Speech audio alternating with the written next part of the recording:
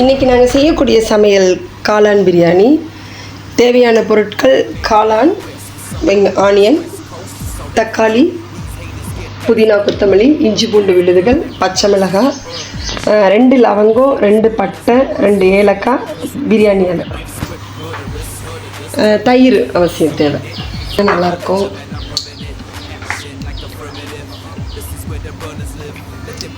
நல்லெண்ணெய் ஒரு 150 ml ஊற்றிக்கலாம். பட்டை, லவங்கம், ஏலக்காய்,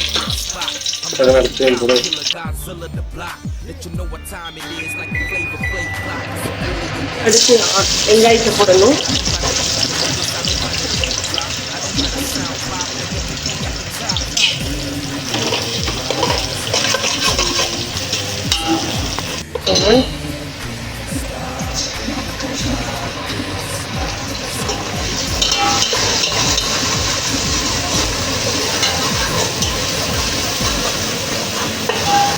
இஞ்சி பூண்டு போடக்குள்ள அது கொஞ்சம் தீர மாதிரி இருக்குன்னு தோணுச்சுன்னா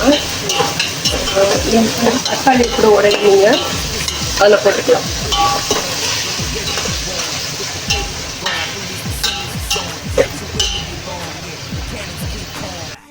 இப்போ நீங்கள் பச்சை மிளகாய் போட்டுக்கலாம். கொத்தமல்லி, புதினா இலைகள் கொஞ்சம் நீங்கள் போட்டுக்கிட்டிங்கன்னா எல்லாம் நீங்கள் நல்லா வணக்குனீங்கன்னா நல்லா ட்ரையாக ஆனதுக்கப்புறம் நீங்கள் காளான் போடலாம். இந்த சட்னி கொஞ்சம் அரைக்க போகிறோம். அதுக்கு தேவையான பொருட்கள்: வெங்காயம், தேங்காய், பூண்டு, மிளகாய், கொத்தமல்லி, புதினா, தக்காளி.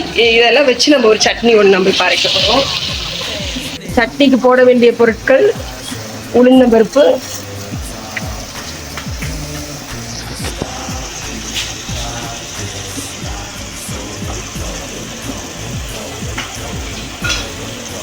சீரகம்,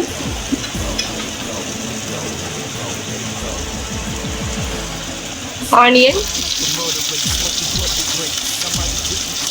பூண்டு, வரமிளகாய்,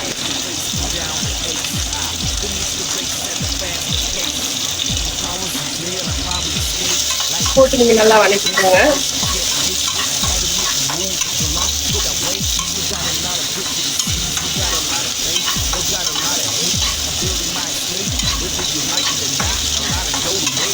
தக்காளி,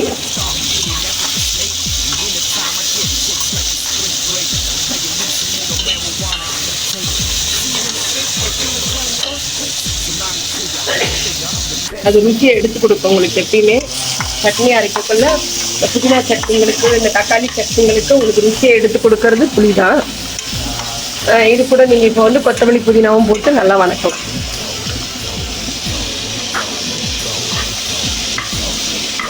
எப்பயுமே நீங்கள் இந்த காளான் பிரியாணி இந்த மாதிரி காரியங்கள் செய்யும் பொழுது கொஞ்சம் புதினா சட்னி அரைச்சிங்கன்னா ரொம்ப நல்லாயிருக்கும். அதனால நான் காலையில் இது வந்து தோசைக்கு இல்லை இட்லிக்கு நான் இந்த சட்னியை நான் யூஸ் பண்ணிக்குவேன்.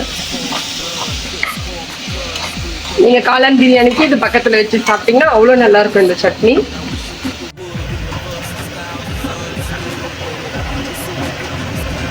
தேவையான அளவு தண்ணி இதில் நம்ம ஊற்றிக்கலாம்.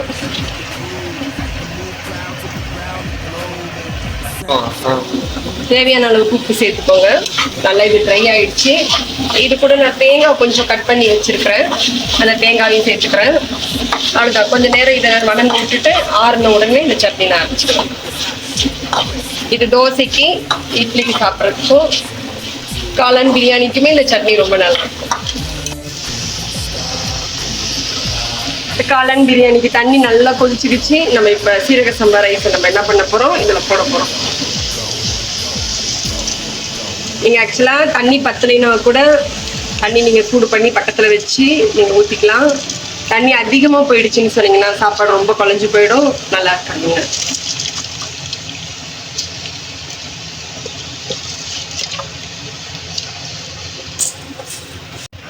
சாப்பாடை நீங்கள் மூடி போடுங்க. வெந்த ஒன்று நம்ம இறக்கிக்கலாம்.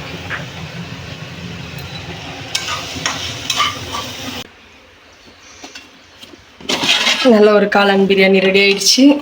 உங்களுக்கு ஆறினோடனே சாப்பிட நல்லாயிருக்கும். சொன்னேன்